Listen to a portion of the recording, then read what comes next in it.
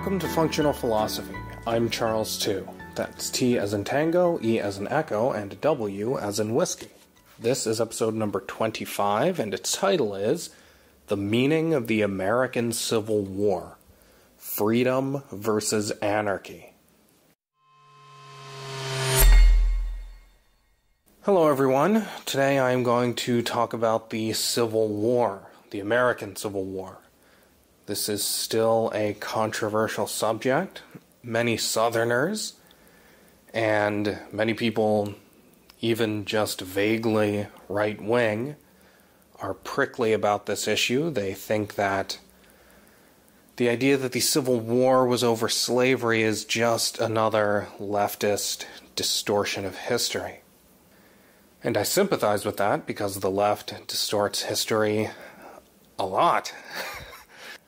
But this is not an example of it. It is in a sense. They do it here as they do everywhere, but the essence of the idea that the Civil War was over slavery, that was a crucial issue, that's true. But it's a little more complicated than that. And I don't mean that the South had other legitimate grievances. It did, but those were all secondary. I'll discuss those after I discuss the main point. The Civil War was about slavery and secession. And those two things are almost the same issue in the context of the Civil War. So, I'm going to explain that. Now, I am myself a Southerner. I'm from Georgia. I don't know if you can pick up any accent, but I am from the South. But I'm also capable of being objective and evaluating things rationally and leading my emotions, letting my emotions be the result of my rational evaluation. So you are going to get an objective analysis of the Civil War from me. Now, one claim that Confederate sympathizers will often make is that the North wasn't so great. They weren't really fighting to stop slavery. They weren't these great heroes motivated by that issue. They were motivated by other things, and slavery was just one of the things involved, and getting rid of slavery was just one of the consequences, but that's not why they were fighting. Abraham Lincoln said, if he could end the war at the cost of preserving slavery, he would have done it. That's true, but that does not mean that slavery is not a necessary issue here. It was not sufficient, but it was a necessary piece of this conflict. An essential piece. It was not secondary. So I'm going to explain what the motives of each side were, essentially.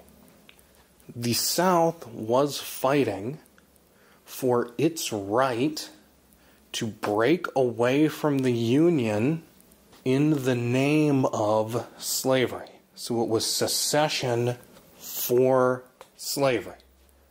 What the North was fighting for, and you can see this if you read letters from some of the Union officers, what the North was fighting for was to preserve the Union, primarily. Yes, it's true. They were not primarily motivated to go down and end slavery, although there was a big movement for that. But I think the overriding issue for most people who got involved in the cause was to prevent the dissolution of the Union, was to make sure, in Abraham Lincoln's words, that government of, by, and for the people shall not perish from the earth. This is what they were fighting to protect, the rule of law. You see, they understood that if they allowed the South to break away, the logical consequence of that would be anarchy. It would be the dissolution of the Union. Again, you can read letters from Union officers who express this exact concern. There will just be a logical dissolving. What the North thought was paramount was that this system of freedom be preserved. They could not let the South break away. If they let the South break away, then the logic of that is going to be anyone who disagrees can just break away. And if you play that out, eventually you are going to get to people just not following the law because they don't agree with it. That is the logic, that is the principle implied in the secession of the Confederacy. And this is primarily what they were fighting to stop. They recognized that the state, that a rule of law, a system of laws, and not of men, an objective system that enshrined the rule of law was necessary for freedom. They understood anarchy is not freedom. It is chaos and ultimately becomes statism. But they understood that the objectivity of the rule of law was the most important thing, and that the United States was unique in having established this based on a constitution designed to protect the rights of man. They realized that this system, the United States, was, in Abraham Lincoln's words, the last best hope of Earth. And they recognized secession as the threat to the rule of law that it was. Now, you might say, but can't secession be justified? You can't justify totalitarianism on the rule of law. So there are times when it's legitimate to break away. In fact, the United States itself was a product of secession from the British Empire. If that was justified, how was Southern secession not justified? Well, there's an important difference between these two acts of secession. The first act, the United States seceded from the British Empire in order to declare the rights of man and establish the first free system in the history of mankind. It was a revolutionarily superior system. The South, on the other hand, was not fighting in the name of anything fundamentally better. It wasn't seceding in order to establish a system of true freedom as against a more primitive, less free system. It wasn't seceding in order to establish something fundamentally freer. In fact, it wasn't fighting to establish something freer at all. It was fighting to preserve a system of slavery. Now, whatever other grievances the South had, legitimate ones, and they did have some, when you throw your lot in with slavery, I'm afraid all of those go out the window. Now, in my view, secession isn't even justified if you have a better system. I mean, if you live in a free society and the only thing wrong is that marijuana is illegal, well, that's illegitimate. Marijuana should be legal. But secession is not justified on those grounds. The state is still essentially protecting your rights. And violent overthrow and secession and the violation of the integrity of the state is not justified on the grounds of minor tweaks, even if those tweaks should happen and are objectively the right way to go. So secession isn't even justified then, but it's certainly not justified when you're fighting to break away in the name of something worse. And this is why the North could not let the South just go. This is why it did imply anarchy. If a part of your country breaks away and forms a new country, the best ever in history, and the first of its kind, you don't have to worry about anarchy. There's a clear principle there. And if you adopt this superior system that the breakaway country has illustrated, then nobody has a legitimate grievance, and they can't justify secession, and Britain did come along and follow the United States into freedom, although it was never as good as the United States, but, it's one of the best Western countries. Although this reminds me of the issue of people criticizing the U.S. because it didn't abolish slavery first. Britain did this earlier. That is an irrelevant detail. The only reason slavery was stopped at all is because Thomas Jefferson had the audacity to declare independence and create the first free nation on earth on the basis of the rights of man. If Thomas Jefferson had not done that, neither Britain nor any other country anywhere would have freed its slaves. So the idea that Britain gets the credit here and America doesn't, that is such a narrow, disintegrated view of history, it's comical. But anyway, so the North could not let the South leave if it was seceding in the name of slavery, which it was. Now it's true, Lincoln would have been totally fine with preserving the Union and slavery because he understood that the system of freedom that was the United States was the most important thing, that the continuation of that system trumped any specific flaw, even one as egregious as the institution of slavery. He recognized that neither the slaves nor anybody else would be free if the United States dissolved. That is, incidentally, still true today. If the United States goes, the rest of the world is going to go. And the only reason most of the world is as good as it is because of the United States. Do you think South Korea or Germany or Japan just happened to get that way? They are that way. They are productive, semi-capitalist, semi-free countries because of the United States, and not for any other reason. Okay, now, this whole conflict regarding slavery goes back to the founding. The founders understood the contradiction that was slavery, but the southern states demanded it and would not have agreed to join in the creation of the United States if this issue was pushed. So, coming to the same conclusion that Lincoln did during the Civil War, the founders understood that it was more important to create this system of freedom than to insist that slavery not be included in it at the beginning. Because if they didn't implement this system, if the United States wasn't even born, then freedom would have no chance at all. And they were prescient in a way. They knew that this contradiction between a revolutionary system of freedom and the institution of slavery would have to be worked out eventually.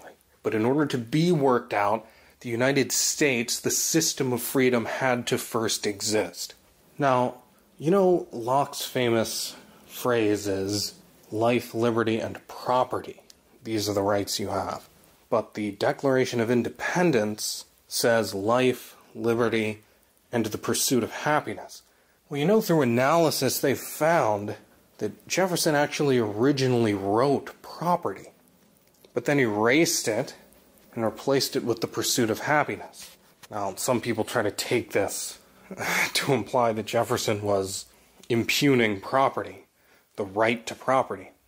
What he was actually doing was trying to withhold any sanction of slavery from the country's founding document, because he knew that if he put property in there, the South would interpret that as, oh, well, slaves are our property. You see, slavery is protected in the Constitution itself. Well, not the Constitution, the Declaration of Independence. So he didn't include that. So this issue was there from the beginning. And when they did create the Constitution, they established the famous 3/5 compromise. You know, it's funny when people talk about that as if it's some horrible thing. Oh, black people are only 3/5 of a human being. And they don't understand that the lower it was, the better. The whole point of that compromise was to say, no, since you are treating these people as slaves, you don't get to count them as part of your population for purposes of the distribution of representation. See, the South wanted them to count in that regard so they would have more power in the government. So paradoxically, the North was actually fighting for black people not to count, which was a way of weakening the Southern states. Anyway, so, at the time of the Civil War, there were people like William Lloyd Garrison. He was an abolitionist who burned the Constitution publicly, saying it was a pact with the devil, and that the entire United States system was corrupt because it had accommodated slavery at its founding.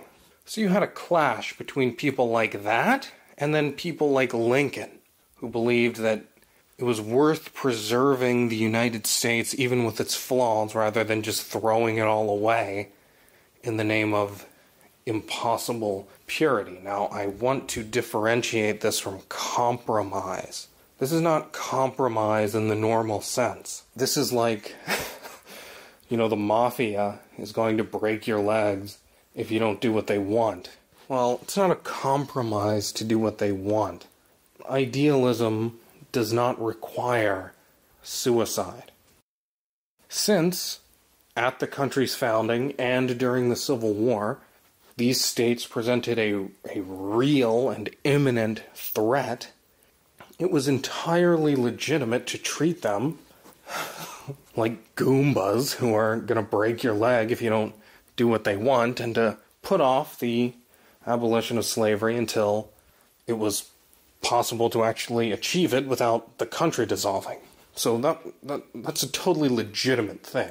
I just want to preempt this idea that there was some kind of illegitimate compromise involved, or really, in a broader sense, a compromise of any kind. It's not a compromise if it's the best you can do in reality. You're still staying loyal to reality, even if reality isn't quite what you want it to be. But this is the whole problem with people who define perfection by an impossible standard. It's, well, if your circumstances don't allow you to do X, well, you've compromised. No, you can't consider that compromise if it wasn't possible to do better. So anyway, but this conflict between the people who just wanted to tear the whole thing down and not even do it in the first place, and those who recognized that it was worth doing, even if it was being held hostage by a certain primitive, agrarian segment of the country. These people existed back at the founding. In fact, this was the distinction between Madison and Jefferson himself. Jefferson was a hothead in some ways, and he was often more willing to be irrationally pure. Now, again, that's not a knock on purity, but it's just, if somebody has a gun to your head and says, say that you believe in socialism even if you don't, well, you say it.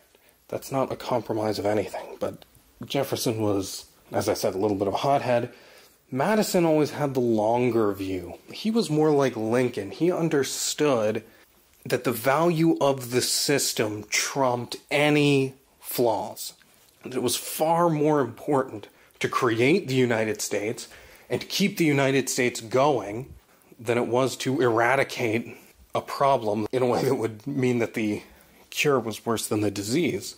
So that kind of tension had always been there. This is an interesting kind of thing because this is what happens in fiction.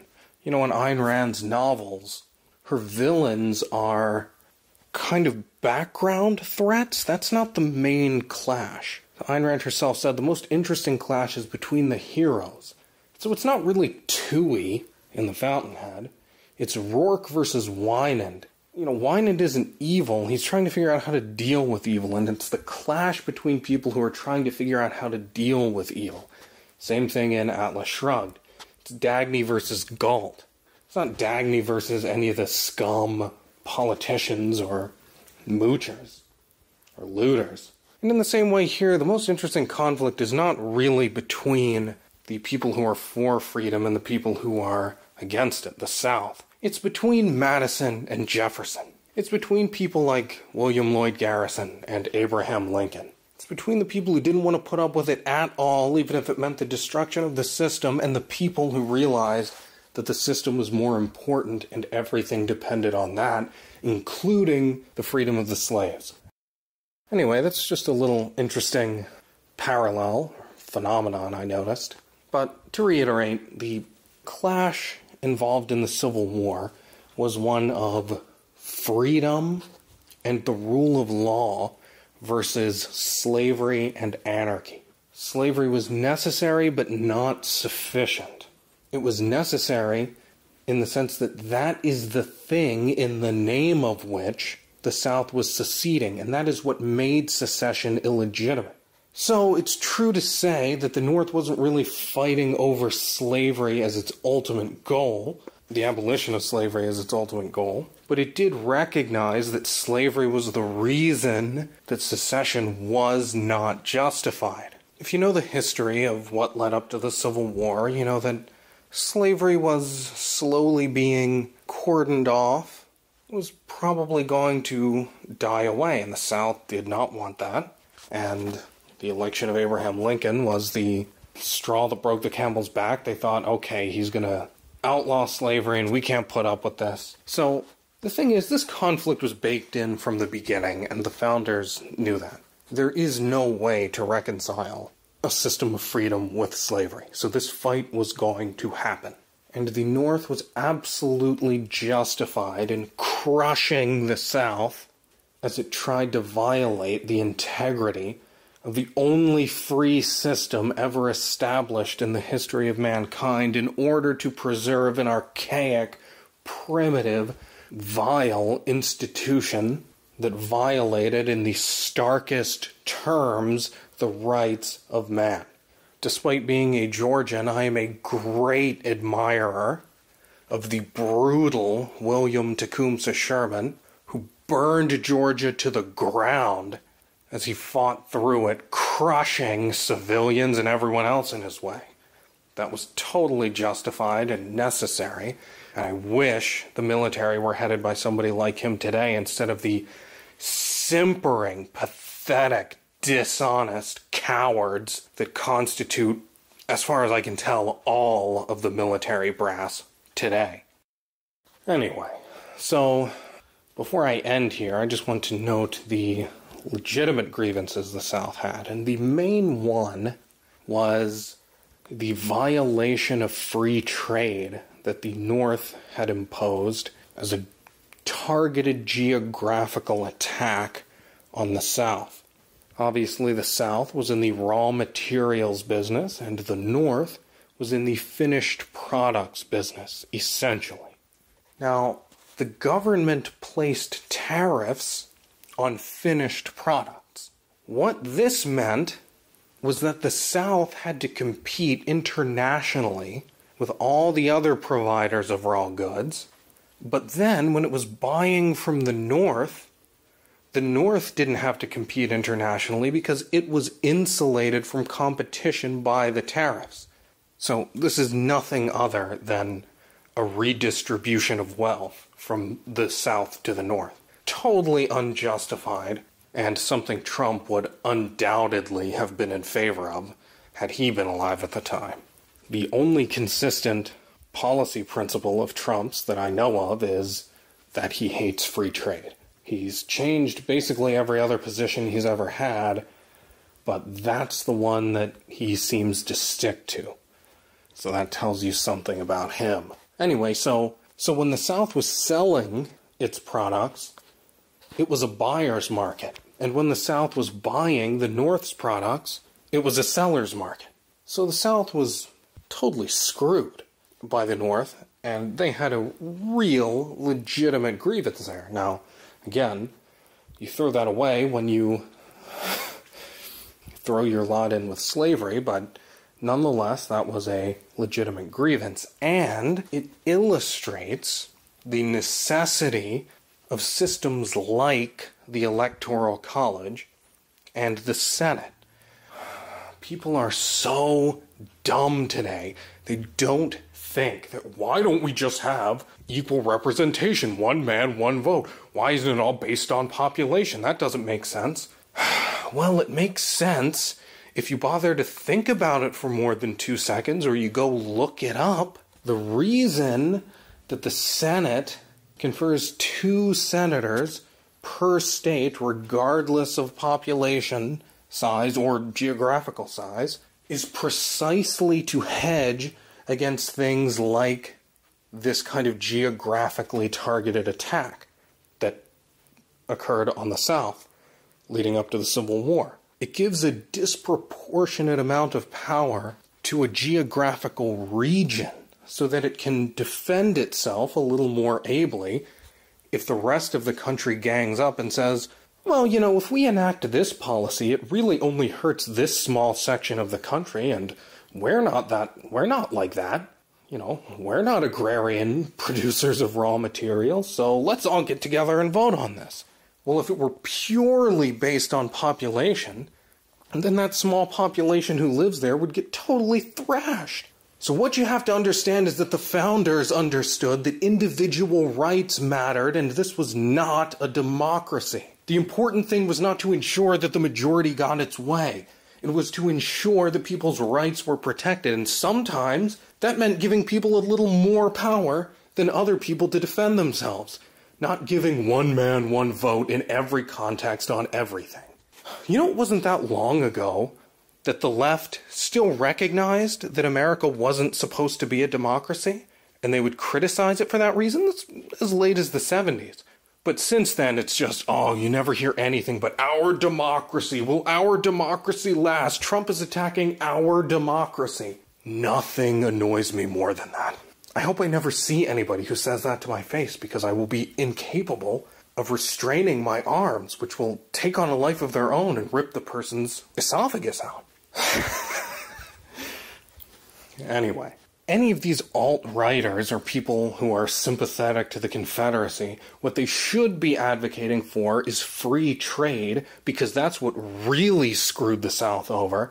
But no, these morons are all on board with the greatest enemy of free trade we've had in a long while. Of course, I wouldn't expect any of these morons to know the history of the Civil War, and to know what happened to the Confederacy and what its legitimate grievances were. So, obviously, I'm just wasting my breath. So, to sum up, the Civil War was about preventing anarchy by preventing secession in the name of slavery, and thereby preserving the unprecedented system of freedom that was the Union, the United States of America. The clash between the 2 factions throughout history, one of whom wanted to burn the whole system down because it accommodated slavery at all, even under duress, and the other who recognized the necessity of giving in to what were essentially threats, was the real conflict, and the second side was correct. And lastly, South's legitimate grievances involved economic intervention and disruption of free trade. And so if you want to prevent the plausible grievances of any slavery advocates or racists or secessionists in the future, then you should advocate for free trade. You know, there's this principle: you can't cheat an honest man. What that means is you can't blackmail somebody if they have nothing to hide. So, if the DNC is not doing corrupt things against Bernie Sanders, then nobody can hack them and reveal that. So, the point is just, don't give your opposition plausibility by actually doing bad things to them. It makes the Civil War a little bit murky if they have actual grievances like they did. You want to be perfect and on the right side in every way. Don't give them anything to make their case. I mean, this is how so many ideas get their plausibility. It's how sacrifice gets its plausibility, because it's lumped in with delayed gratification. This is how the idea of the flow, you know, this Eastern Taoist, Buddhist, Hindu idea, gets its plausibility, because it's true. When you're just creating, when you've automatized a certain course of action and then you do it, that's pleasurable and it's a necessary mode of action. But That doesn't say anything about metaphysics or about the evil of reason.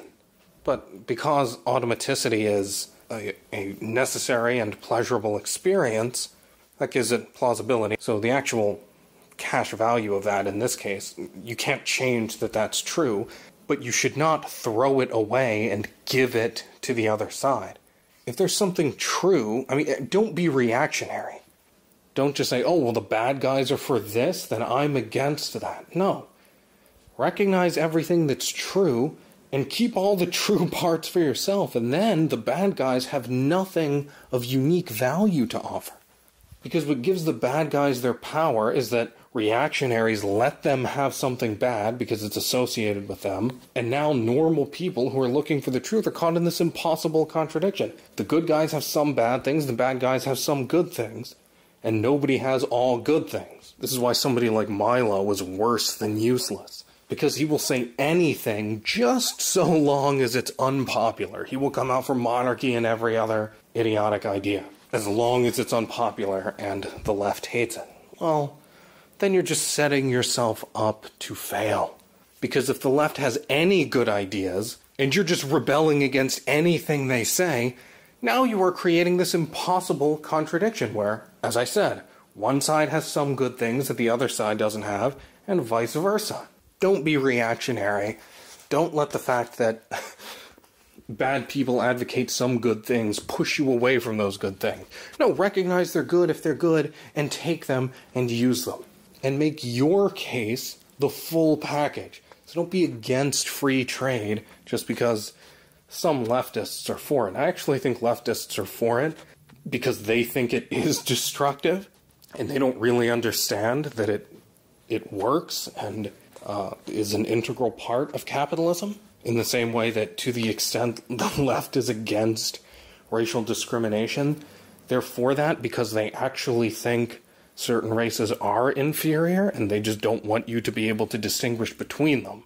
And same with free speech. To the extent the left used to be pro-free speech, it was only to defend the possibility of the most vulgar expression. They didn't really care about the values free speech enabled. They just wanted the dirty stuff. But you see now that that is no longer a convenient tool for them. They're against free speech. At Berkeley, the alleged home of the free speech movement. Anybody who tells you that the free speech movement started at Berkeley and oh, how far things have changed, anybody who does not understand, I mean, it could not be clearer that the motivation behind free speech there from the start was corrupt, and it was not going to last because the real motive was nihilism. Anybody who doesn't recognize that has nothing of value to say about anything. And that's a lot of people today, because you hear people saying this all the time. Oh, Berkeley, home of the free speech movement, how much it's changed. Oh, what's going on? Again, anybody who says that, totally worthless. Don't listen to a thing they say. But now I'm at the end and I'm rambling. I'm going off on different topics, so I should call it before I go off into God knows what. But you see, the reason I do this is I have ideas that don't really fit. They don't make full episodes. So when they occur to me, I want to get them out there because they just might not occur to me again. So I want them on the record so they don't fly away. So I just go off on these tangents. Anyway, I hope you don't mind that and find that the pro of not losing that insight is worth the con of a little bit of a lack of focus.